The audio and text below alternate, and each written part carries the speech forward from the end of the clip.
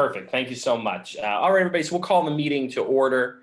I am City Councilor Jesse Letterman. This is the Tuesday, August 3rd meeting of the Springfield City Council's COVID-19 Response Committee. We are joined by Councilor Edwards and Councilor Gomez, and we're also joined today by our guest, Dr. Esteban Del Pilar, infectious disease expert at Bay State Health, who we'll be hearing from. And I see Melanie Akobe, our budget director, has joined us as well. So we'll hear an update from Melanie following Dr. Del Pilar's testimony. So Doctor, thank you so much for joining us. And also please express our thanks to Mike Knappich for his efforts in making this connection. Essentially, this committee, has been functioning as sort of the legislative body's clearinghouse for COVID-19 response and recovery. It's just, basically an opportunity for councilors to be able to learn more about the ongoing pandemic and engage with both the administration and the community in terms of our response. And so we thought it was important to hear from yourself and folks in your field right now, as we know with the Delta variant, some of the information is changing, and we just wanted to be able to have as much information as possible to be able to respond to our constituents when they reach us. I always say the city council is in an interesting elected position in that, we are sort of the closest elected body to the people, and we sort of stand as the front line in government in terms of folks reaching out and looking for answers. So I wanted to make sure that the councilors had as much information as possible in terms of what is going on right now. So I thought we could start, Doctor, by yourself introducing yourself, talking a little bit about your work, and maybe giving us an opening thought on kind of where things stand with the pandemic in your medical perspective. Thank you for that. Well, my full name is Esteban Del Pilar Morales. I'm an infectious disease physician here at Bay State Medical Center, trained in tropical diseases back in Puerto Rico. I've been here at Bay State for the past 6 years. My role here, aside from just seeing patient, I also work in the side of the infection control part of the hospital. So as you can imagine, we've been busy over the past year and a half with everything that's been going on. If we're talking about COVID, I imagine that most of the people in this calls have read up and have heard numerous news reports and conversation with even your own doctors about what COVID is. So I'm not going to berate on that subject, but I think that the focus of what I was asked to talk about was essentially about the Delta variant. So COVID-19, like many other respiratory viruses, has the ability to mutate. Most of the time, those mutations are very subtle.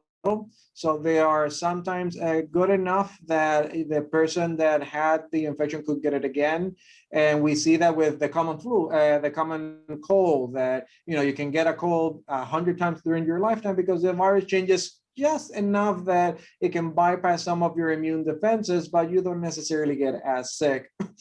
The interesting thing about the Delta variant is that we're dealing with a fairly infectious and deadly virus. How does it compare to the normal, if you want to call it that, COVID-19 strain? Well, it differs in two big things. The first one is that it's easier for you to actually contract the virus. If you looked at the original studies that we did for COVID-19, the rate of transmission was such that one person could affect 2, maybe 3 people. We're seeing that with the Delta variant, it's similar to what you would expect with something similar to chickenpox. That perhaps you've read those reports from the CDC, where a single person can infect 5, 6 people. Doesn't seem like a whole lot, but if you multiply 6 and then that by 6 and that by 6 and that by 6 in the process of 3 or 4 iterations, you're getting into the thousands. So it is important to know that it is more easily transmissible. The other thing was that initially when it was first identified, we were not entirely sure that the mutation itself was associated with more severe disease. However, we have been seeing that it has been associated with slightly worse clinical presentation, particularly in people that are coming into the hospital. So that's something of enough concern that your doctors and the appropriate health agencies have taken notice. Uh, One of the things that we have been seeing quite consistently is that the people that we're seeing with COVID is a little bit different than what we saw last year. Because if you looked at the population that got infected during 2020 as a whole, including that nice big peak that we had at the beginning of the year at the kind of outs of winter, it was mostly our elderly patients, our patients with medical conditions that were more prone to get the virus and get complications of the virus.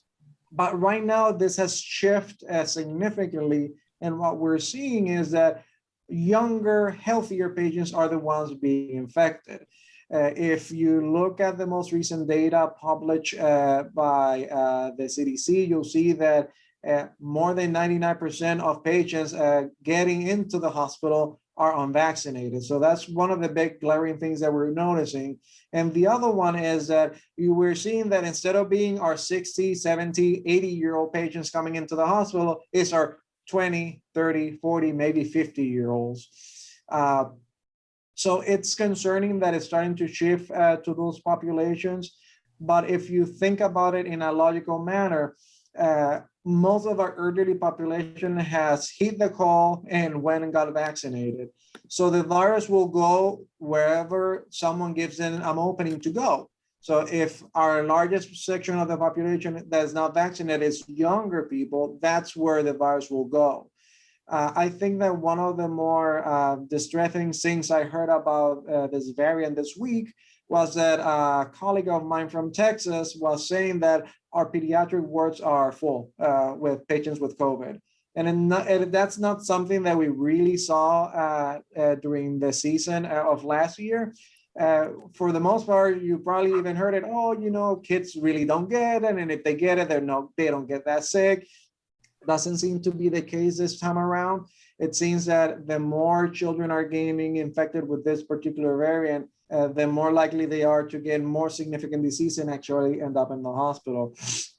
Thankfully, we live in a sort of bubble here in Massachusetts because our vaccination rates are relatively good. If you compare it to the rest of the nation, we're doing very well.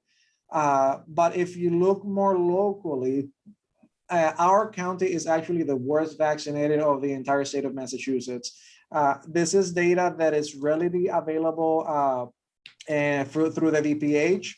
And I think that the last data that we have that's from the week ended on July 29th, if you look at every single person in Massachusetts that has received at least one dose, our county is about 55%. If you look at everyone around us, there's 69, 64. You go more toward the Boston area, 72. If you account for 12 and plus vaccinated, that increases the number a little bit. We're at 64%. But if you look at everyone around it, there's 77, 80%. So we're still on the lower side of the entire state. If you drill down even further into who exactly is not getting vaccinated, the state is actually looking at the data. And for our county, Hampden County, you'll see that if you look at the Latinx and Black population, we are between 35 and 40% vaccinated only. So that's really low if you are trying to achieve herd immunity, because depending on the virus and how infectious it is how many people you need vaccinated for that to be successful. For some viruses, like polio, if you get around 70% of vaccination, that's okay. But if you have more transmissible viruses like measles, you might need something like 93, 94%. The estimated threshold for herd immunity that we have calculated for COVID is around 75%, give or take.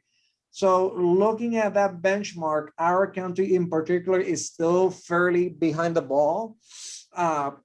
And that's where we find ourselves at this moment. If you look specifically at Bay State, since we're like the big hospital here in Springfield, you'll see that our infection rates have gone up quite a bit. If you look at the positivity rate, which basically means of all the tests we do for COVID, how many are positive, About 3.5 weeks ago, it was at 0.18%, so less than 1%. Right now, we're hovering a little bit over 1.4%. So that doesn't seem like very big numbers, but that is a more than fivefold increase in just the span of a few weeks. We're still slightly behind the entire state, because if you look at the DPH's information, for the state, we're around 2.07% positivity rate. But still, what it's more worrisome is not necessarily the number as a whole, but rather the trend that in the span of a few weeks, we've seen this steady increase in the positivity rate. If you look at hospitalized patients, I think that about 2 weeks, maybe 3, we only had 3 patients admitted to the hospital, and none of them were in the ICU. Right now, as a system, we have 18 patients in the hospital, 15 of which are here in Springfield in the main campus, and 2 of those are in the ICU. I saw those 2 patients in the ICU personally, and can tell you that none of them were vaccinated. So we have been seeing that the national trends do hold true here in Massachusetts. It's mostly affecting our unvaccinated population. It's still holding true that our younger patients compared to last year are getting infected now. And it's holding true that the case numbers are going up. Again, Massachusetts is in this very special, peculiar situation that we've done a lot of things the right way, and we're not seeing as bad as a hit as other states might be. But obviously, the trends still worry us that if we don't wrap ourselves around getting the community on board with vaccination, we might run into significant trouble in the next few months. Thank you, Doctor, so much for that testimony and for that insight. It definitely gives us a little bit more information to go off of, as we talk with folks. I have a couple of questions, but Councilor Gomez and Councilor Edwards, do either of you have any questions? Councilor Gomez, if you want to go first. Dr. Del Pilar, did you say how many individuals are in the hospital right now because of COVID? Right now, and the entire Bay State system, that includes Bay State Medical Center, Franklin Medical Center, Noble, and Wing Hospital, we have 18 patients.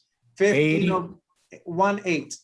Of those, 15 are here in the main campus in Bay State, and of those, 2 are in the ICU. And you did say that they were not vaccinated? The ones that were in the ICU were not. There was one of those patients that had been vaccinated back in March, but her symptoms were quite mild. Thank you, Doctor.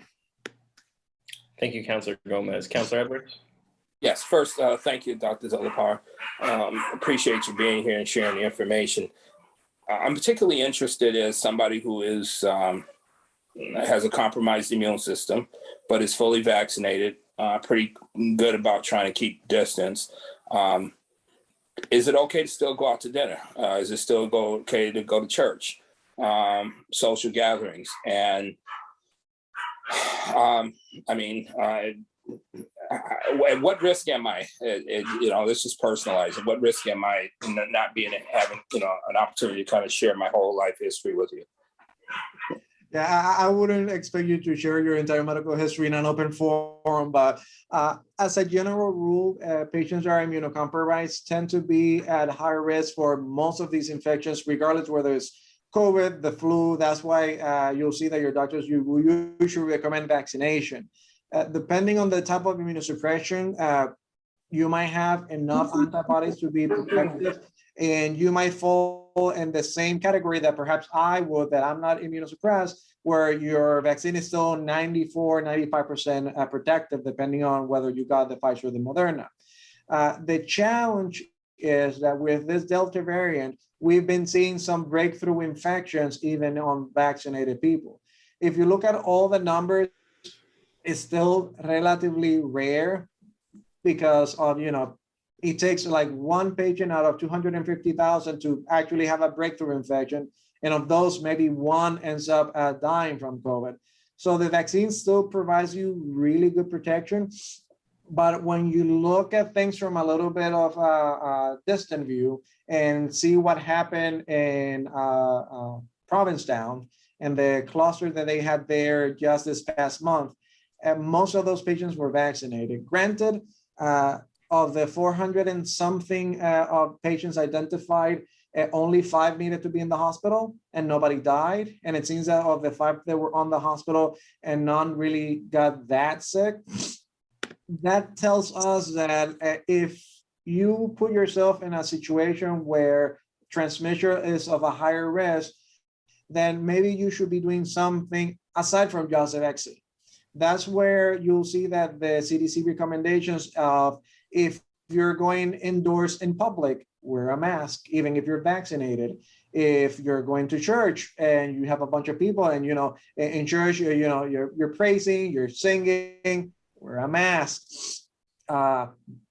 If you are at your home and you have a group of friends there and you know for a fact they're all vaccinated and they're all doing what they need to do to stay safe, in that situation, even I won't wear a mask. So I guess that my best advice is you need to gauge what the risk of the situation, each situation is, because me hiking in Mount Tom is a really low risk situation for me who is vaccinated and I'm out in the open outdoors versus me being in a crowded concert where there are hundreds upon hundreds of people next to me and I don't know who's standing next to me. I don't know if that person is vaccinated. I don't know if they just traveled back from a hotspot.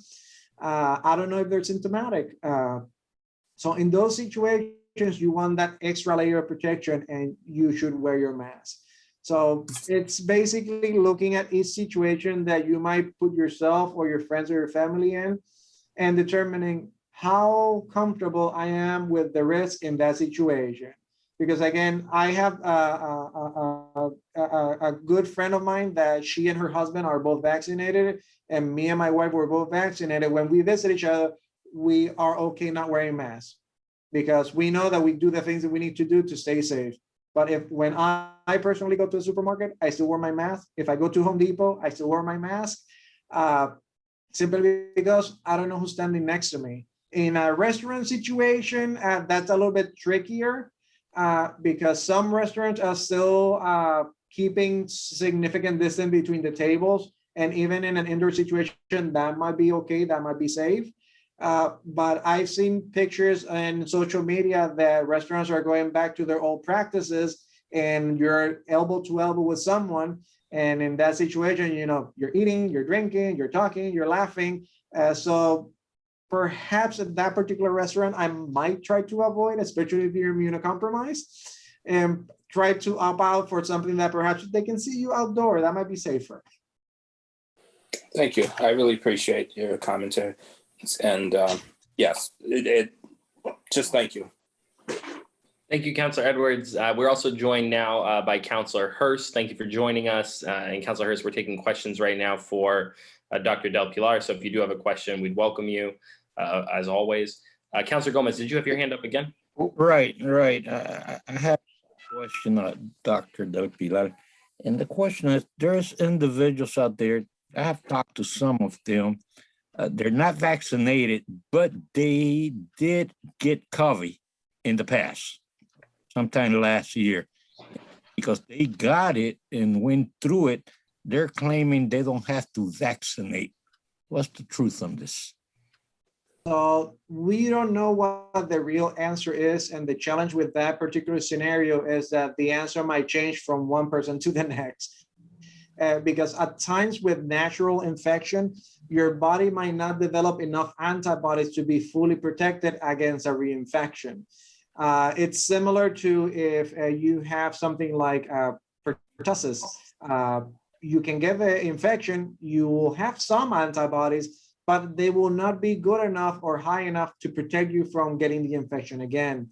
And the reason why we advise our patients that already had COVID to get the vaccine is that the vaccine has proven to provide protection for other variants, not just the one that you got.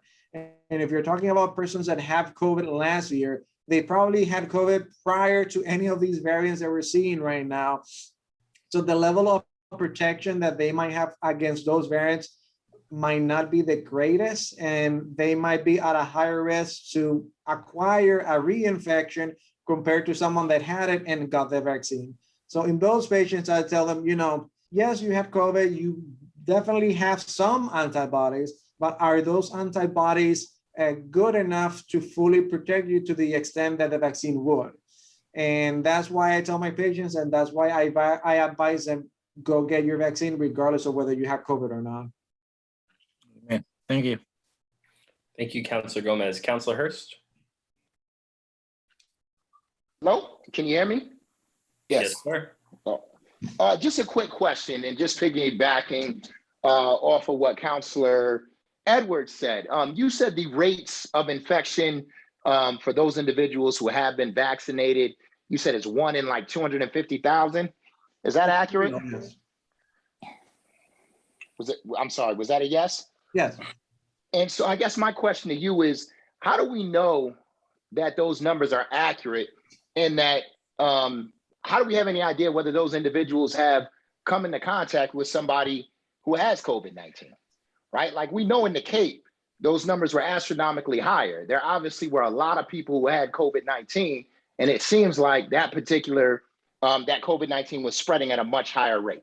I guess my question is, how am I to believe that those numbers are accurate when you have an instance like what happened in Provincetown, where there were so many people who were vaccinated infected? I mean, it seems to me that there are a lot of people who are vaccinated that might not come, that haven't come into contact with somebody who has COVID-19. Can you help, rationalize that for me? Let me see if I understand your question. You're because I get the sensation that you might be asking two things.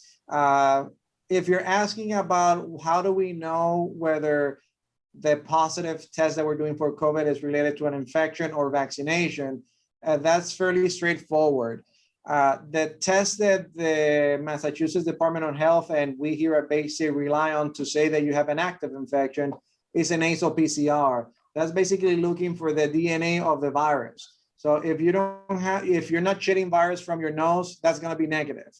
So in someone that's been vaccinated that has never been exposed to COVID-19, there's no way that test will be positive. If I do a blood test for antibodies, that particular test may or may not be positive because you're looking for antibodies, and that's what the vaccine does. But if you do the nasal swab looking for basically the genetic material of the virus, if that's positive, that tells me that that particular patient was exposed to COVID-19 and likely develop infection. The challenge is that sometimes that can be positive weeks, sometimes in some patients even months after the original infection, and doesn't necessarily represent ongoing active infection. It can get real tricky real quick, and even physicians have a hard time trying to keep up with the nomenclature. But if you're asking if we think that all those patients in Provincetown had COVID, the answer is yes, because they had all PCR tests done from swabs that confirmed that they had the infection. If you were asking about how do we know that the vaccine are still as protective with that cluster that we saw in Provincetown, the answer is that you need to look at the specific circumstances that occurred in that particular setting. You had a lot of people in very close quarters for an entire week. So that is a very specific ongoing risk to all the people that were participating in those activities. So I tell people, the vaccine is only 95% effective, 94, 95, depending on which one you got. So that means that every time that you get exposed to COVID-19, you have a 95% chance of not getting it. But like they say, you can only tempt fate so many times until that actually doesn't hold water. So that's the thought process of what happened in Provincetown. A possibility that some of these patients could have had COVID infections in the past before vaccination, and what they were showing was just residual dead virus and that didn't represent infection. Yes. Do I have a good way to separate those patients from the ones that actually have real active infection? Unfortunately, we don't have the capability to do that. So the best advice is still to get the vaccination because it's still safe, it's still effective, and it seems that still provides significant protection even against the Delta variant. There was a study that was published, I think, at the end of last month in the New England Journal of Medicine, that they compared the effectiveness of Pfizer and Moderna against the Delta variant specifically. And they show that in real life people, the vaccine was still 88, 89% protective. So you do lose a little bit of the protection with the Delta variant, but it's still in the almost 90% range. It's still significantly protective in the same numbers for the original strain in terms of severe disease or death. So it's still a really good, safe vaccine. I hope I answered your question. Let me just clarify it just a bit more. So the breakthrough cases are supposedly supposed to be rare. Is that accurate? Yes. If you're vaccinated.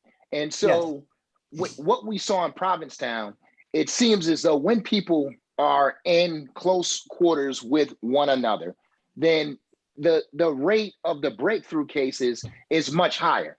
I feel like that number is not necessarily being reported. Is that an accurate conclusion to draw or no? And not really, because Okay.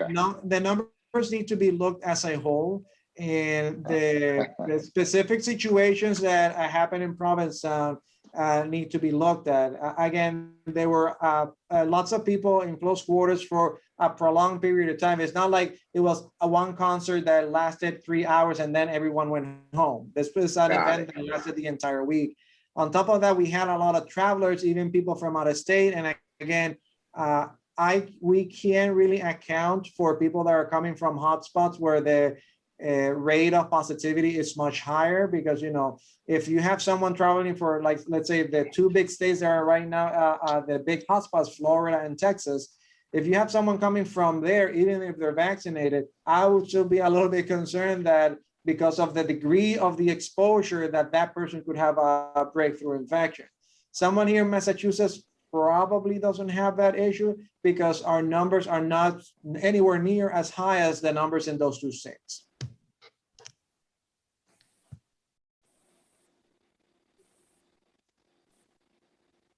Councilor Hurst, did that conclude your question? Yes. I'm sorry. Thank you, Doctor, and thank you, Mr. Chair. Did that not come through? It may not, but thank you, Councilor Hurst, for your question. I think an important question. May I? Councilor Edwards, yes. Yeah, just kind of like following up with what Justin has said.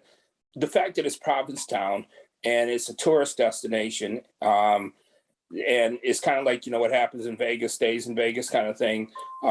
It's a small community. The whole Cape in itself, everybody clambers to the Cape. Of course, my roots are in the Caribbean. So, you know, beaches and Cape waters just too murky, cold, and nasty for me to go into. But the one I did go to the Cape the one time and wasn't impressed was the fact that it was so crowded. So is that kind of also want to contribute, you know, is that essentially what you're saying is that could it be part social behavior? The expectation that Providence is like a Vegas, it's one of those places where you go to let your hair down and relax. And it is, you know, you don't go there, you know, not to party. You know, you go to the clubs, you're in a close proximity to a lot of people who are not necessarily all from Massachusetts.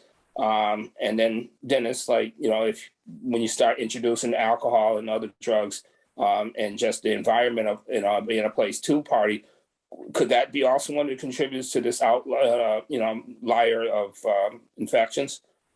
Most definitely. Again, it's probably not just one situation in particular. It's a combination of everything that happened around it.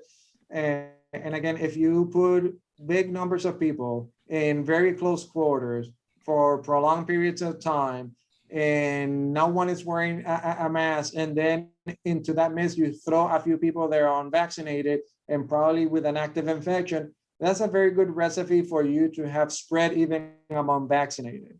I always tell people that vaccines like the ones that we have for COVID are a brake. In most cases, it will stop the car. But if it's going a little bit too fast, it'll slow it down, but won't necessarily stop it, if that makes sense. Okay, thank you. Thank you, Councilor Edwards. And I think it speaks to Dr. Del Pilar, also what you said earlier, which is just each unique circumstance that individuals are in. I think also, you know, just the level of virus active in the community at any one time, you know, compared with the activity that you are engaged in, right? So important conversation. Thank you to all counselors for their questions. My questions really were answered, through the questions of my colleagues. I think my main question was really, in addition to the general testimony, what both vaccinated and unvaccinated individuals should be doing perhaps differently when considering the Delta variant than what they may have been doing in the last several months. And I think we've pretty much covered that. But if counselors have any additional questions, now would be the time. Or Dr. Del Pilar, my final question was also just what we can do to support you and your colleagues during this time. And I'd preface that by saying that this committee recognizes very significantly the low vaccination rate that is present in the city at this time, and especially the fact that it has very much been among younger populations, which is where the virus is now heading. And so we are working with the health department and working now also to bring more community organizations in and develop a specific response with young adult populations. And we'll have more to say about that. But I do want to say we recognize that as a significant challenge. And myself being the youngest counselor currently serving, I think we're hearing from folks who feel like it may not impact them, that they'll be okay. And that they can risk it. And the message we've really been trying to send is that you do not know that. And, it is very important to get vaccinated for yourself, but also to protect those around you. And even if they are vaccinated, I think that we are now seeing that being critical. So I would like to hear from you, Dr. Del Pilar, about, in addition to that, what local government can be doing to support you and your colleagues. And I do see that Councilor Hurst has his hand up, though. So let's take Councilor Hurst's final question, and then we'll move to that. And we do have Melanie here as well to give us an update on the budget side. So I want to make sure we have. So sorry, Mr. Chair. No, you're fine, Councilor Hurst. Go ahead. Two questions. One, what are your thoughts on the recent mask mandate for our public schools here in the city of Springfield, which was just announced today, if you hadn't spoken to that earlier? And then my second question, or actually a follow-up to that question, is do you think we should be going even further in terms of requiring more people in the city of Springfield to mask up? And then my second question is, we are in the summer, we're closing out the summer, but we have here in Springfield some large gatherings that are going to be planned, or that have been planned outside. What would your recommendation be for those particular gatherings, considering that the Delta variant is here and is probably here to stay? So I would probably echo the recommendations that the CDC has already done in terms of mask. Again, I would want everyone to have the highest level of protection. If you're outside, you probably don't have to wear a mask. But if you are in a crowded situation, particularly if you're indoors, I think that the mask would be protected, particularly since you can't guarantee that the person standing next to you is not vaccinated. I think that that's where the recommendations to have the kids wear masks at school comes from, because there are some that might not be able to get vaccinated because of certain medical conditions or allergies. And, you shouldn't ostracize that child because they physically can't get the vaccine. So to keep that child in school, but still keep everyone around that child safe, mask would probably be the safest way to go. Obviously, like I tell some of my pages, in a Disney world where all my dreams come true, everyone will get their vaccine and this will be over with. But unfortunately, we are meeting some resistance for that. And considering that it just takes one person with a significant enough infection that has a high enough shedding of virus into the environment to overcome the protection that a vaccine has, maybe making sure that you have a mask in those situations would be the way to go. So I would strongly echo the CDC recommendations to make sure that, if you're in an indoor crowded situation, that you should wear a mask. In terms of outdoor activities, again, it'll depend on the density of the people at the activity and your comfort with the risk. Because again, if you're talking like a big open space outside, there's a nice breeze, you're not like shoulder to shoulder with people, then in that situation, probably wearing a mask is not absolutely necessary. In an ideal situation, you will be able to identify who's vaccinated and who's not, and the people that are not vaccinated will be required to wear a mask. But unfortunately, we don't have a good system to do that. So you basically could encourage people that, it's an outside activity. You're not that kind of crowded together. If you want to take off your mask, you're gonna eat a hot dog or a burger or have a beer, by all means. But if you're just walking around and you don't know who's standing next to you, probably wearing and keeping that mask on just to kind of add a second layer of protection will be the best way to go about it.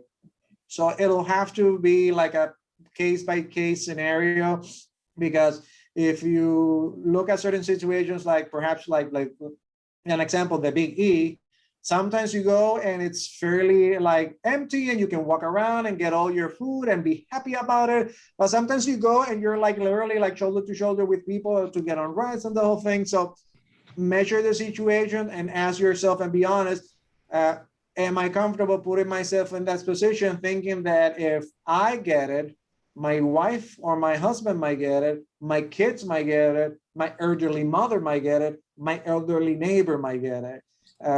I think I said this more than once over the past 8 months, but I don't know how to explain to people that they should care about their neighbor. But this is one of those situations. There are things that you do for yourself, and there are things that you do for the community around. Thank you so much. Thank you, Councilor Hurst and Councilor Gomez. I thought I saw your hand one more time. Did you have one more question? Nope, you're all set. Okay. So, Doctor, thank you so much for answering all of our questions. I know it was helpful for all of us present, and certainly we'll share this testimony with the rest of our colleagues. Did you have anything else that you wanted to share with us? And also certainly any way that we can be supportive of you and your colleagues during this time? Yeah, no, I guess the best thing that all of you as city councilors can do is have your doctors back, if that makes sense. We've tried to get the message out there. If you look at the things that Basic has done, we've put commercials on TV, we put commercials on Facebook, on YouTube. We've gone out to community forums and spoken directly to people. We've done it in English, we've done it in Spanish. But sometimes it takes people like you stepping up and saying that stop listening to crazies on social media, listen to doctors, because they spend their entire life studying and working with us, and there's no ulterior motive here. I don't get more money if someone gets diagnosed. I don't get more money if someone gets vaccinated, and none of us see a cent because of that. I know that's one of the conspiracy theories that you hear online. Our only concern is making sure that our patients are safe, because in something like this, if my patients are safe, that means my community is safe, which means that me and my family are safe. So whatever you can do to get out to your constituents and say, hey, cut it out, get vaccinated, just try and do that and serve as an example. Again, I got vaccinated with cameras around, so people would see, yeah, even the Puerto Rican doctor is getting the vaccine. And I think that helped at some, but sometimes it takes a more personal touch of, oh, I do know Councilor Gomez, and I know Councilor Edwards, and if they say it's okay, then I'll get it. So whatever we need to do to get those number ups is the way to go. Absolutely, Dr. Del Pilar. Thank you so much again, and we certainly will do that and continue to do that. And I hope you'll share with your colleagues our sincere thanks for all that you've done in the last 16, 17 months, and we know that you will continue to do. We certainly recognize it has not been easy for any of the doctors, nurses, support staff, and we really owe you a great debt for what you've done and for your appearance here today. So you have my contact information. Please feel free to reach me directly anytime, and we really appreciate you spending this time with us this afternoon. Yes, and if any of you all have any more questions, again, you guys have my email. Feel free. I'm literally about to go to paternity leave in a week or so. So I still look at my email because doctors are obsessive compulsive and overworkers. But if there's a delay of a day or two, I might be changing a diaper. Well, congratulations to you and your family on welcoming your new child in the near future, and we share that workaholic experience. So we will certainly not hesitate to reach you, but certainly also if you have any alternative colleagues who may be covering for you, please feel free to share their info with us because we'd like to have you be able to enjoy your time. Okay, you good folks. Have a good day. Thank you. All right, and so we do have our budget director, Melanie's with us. Melanie, thank you so much for being here. I know Finance had committed to joining us just to share regular updates on the ARPA funding. I think I got a press release about ARPA funding while I was sitting here. Yes, I saw that too. So anything, if you'd like to, at this time, we have a few more moments, if you'd like to share with us what is the current state of relief funding expenditures, and we'll see if there's any questions. Sure. So unfortunately, I really don't have any big developments since the last time we did meet because this is still in the beginning phases, meaning that the very little that has been done has been exactly what you've been seeing with the press release or on the news. And that's unfortunately as much as I am aware with ARPA. Of course, we're going to continue having biweekly meetings or weekly, however you would like. So that we can continue to update you with any developments that are occurring with ARPA. But as of right now, it's a little bit slow with the startup. That is fine. Thank you for being here to let us know that. And we'll review this most recent announcement. I know during the last meeting, we had talked about the question of relief funds going out for small business development. So hopefully we can have some news around that in the near future.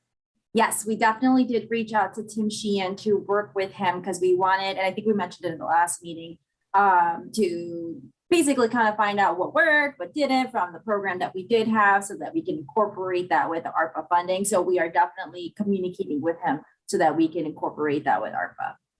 That's excellent. One other piece of information maybe you can take back and we can check in about, and I've been meaning to reach out to the law department about this is what, if any, once we do start to disperse these funds, if there's any type of restrictions that can be placed on it. For example, we have restrictions that are placed on other city funds that are released that bring people under different types of requirements in terms of local hiring and things like that. And Sure. I was wondering if we can find out if that can be done with these funds as well. Yeah, that's an excellent question. I don't know the answer to that. Right now, all that we have is what the U.S. Treasury has released, which is the interim final rule. They haven't even finalized that yet because they're still waiting on comments, but it's like over 150 pages of basically what can and cannot be utilized. And hopefully when they finalize that, we'll have a little bit clearer guidance as to the how-tos, the cans and the nots of the funds. Sure. And I'll reach out to the law department relative to what we might be able to do beyond that. Yeah, excellent. Those are my questions for today. Councilors, did anybody else have any questions related to ARPA funding at this time? Seeing none. Sorry, nothing exciting. That's okay. No, that's okay. That will conclude that section of the agenda then. And Melanie, thank you so much for all the work you're doing and for joining us this afternoon. Thank you. Counselor, thank you for participating. And as always, if there's any particular individuals you're looking to appear here or individuals you want to bring in, just let me know and we'll continue to schedule folks as we move forward. Everybody have a great and safe rest of your evening. Have a good night.